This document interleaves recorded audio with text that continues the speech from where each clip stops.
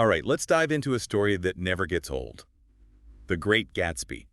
We're talking lavish parties, the Jazz Age, and a whole lot of secrets hiding beneath the surface. It's crazy how a story written almost a century ago still feels so relevant today. Right, like we're still drawn to the mystery of Jay Gatsby, this self-made millionaire throwing those legendary parties. And everyone wants to know, where did his money come from? What's he hiding?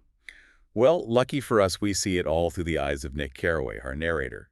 He leaves the Midwest to make his fortune and ends up right next door to Gatsby. Talk about being in the right place at the right time. Seriously. But it's not just about being close to the action. Fitzgerald is deliberate with his settings. West Egg, where Nick and Gatsby live. Total new money. Exactly. Think big, flashy mansions, but with an air of, well, maybe they didn't earn it all on the up and up. And across the Sound, you have East Egg, where Tom and Daisy Buchanan live. Old money, generations of wealth. Totally different atmosphere. Established, almost untouchable. But even with all that money and glamour, Fitzgerald hints that something's not quite right. Kind of like that other setting, the Valley of Ashes. Oh, yeah. A stark contrast. It's like Fitzgerald's reminding us that not everyone's invited to the party. And then there are those eyes, Dr. T.J. Uckelberg, looking down on it all. Creepy, right? Like a judgmental presence, a reminder that everything's not as perfect as it seems. Which brings us back to Gatsby. Those parties, the mysteries surrounding him, it's all about trying to recapture something, isn't it? It is. And that something is Daisy Buchanan. She represents that world Gatsby desperately wants to be a part of. The ones that got away, right?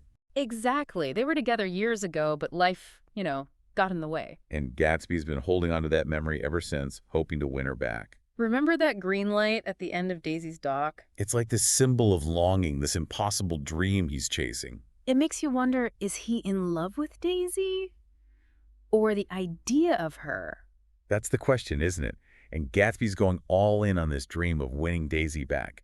Those parties, they're not just for show. No, they're like a desperate attempt to turn back time, to recreate a moment when he and Daisy were together. But even in the midst of all that champagne and confetti, there's this sense of, I don't know, emptiness. Fitzgerald's really good at showing that undercurrent of unease, right? Like something's bound to crack. And it does. I mean, when Gatsby finally sees Daisy again after all those years. It's not the fairy tale reunion he's been dreaming of, is it? Not even close. Plus, you can't forget about Tom, Daisy's husband.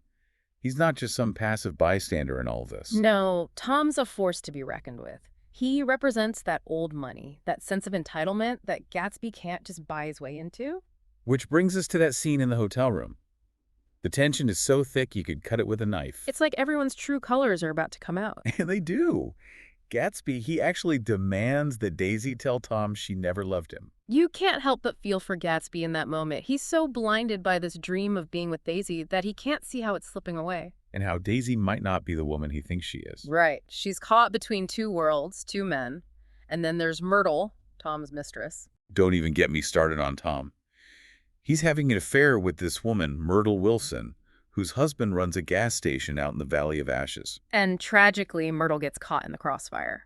Literally. When she's hit by a car leaving one of Gatsby's parties. And to protect Daisy, Gatsby takes the blame, even though he wasn't driving. Talk about a misguided act of love. It seals his fate, really. It's heartbreaking, really. Yeah. He's so willing to sacrifice everything for her.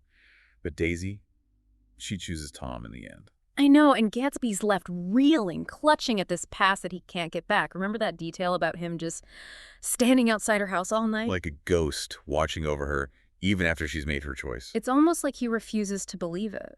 That she wouldn't leave Tom, wouldn't come to him. Gatsby built this whole persona, this whole life, around getting her back. And for what? It makes you think about the American dream, doesn't it? That idea that anyone can achieve anything with enough drive. Gatsby certainly believes it. He had the ambition, clawed his way up from nothing. But look where it got him. And look at the cost. Fitzgerald's really critiquing that dream, I think, showing how easily it can turn into a nightmare. Especially in the roaring 20s, all that excess, that blind ambition. It's all smoke and mirrors in a lot of ways. Gatsby achieved the wealth, the status, but he lost himself along the way. And he loses everything in the end. I still can't get over his death, shot by Myrtle's husband. George Wilson, driven to the edge by grief and misled by Tom, no less. It's a reminder that actions have consequences. Yeah, and that sometimes the people caught in the middle are the ones who pay the highest price. Gatsby, Myrtle, even George in a way. leaving Nick to grapple with it all. He went to New York, chasing that same dream, but witnessing Gatsby's downfall changed him. He saw firsthand how destructive that world could be, how careless the wealthy elite were with other people's lives. So he walks away from it, goes back to the Midwest where things are supposedly simpler, more grounded. As if to say, there's more to life than chasing illusions, no matter how alluring they seem. It's a powerful message, and one that still resonates today. The Great Gatsby isn't just a tragic love story. It's a warning about the dangers of ambition, the allure and emptiness of the American dream. It makes you wonder, what are we willing to sacrifice in pursuit of our desires? What dreams are we chasing and at what cost? Those are questions we could spend a lifetime pondering. And maybe that's the enduring power of Fitzgerald's work. It stays with you, prompting reflection long after you've turned the final page.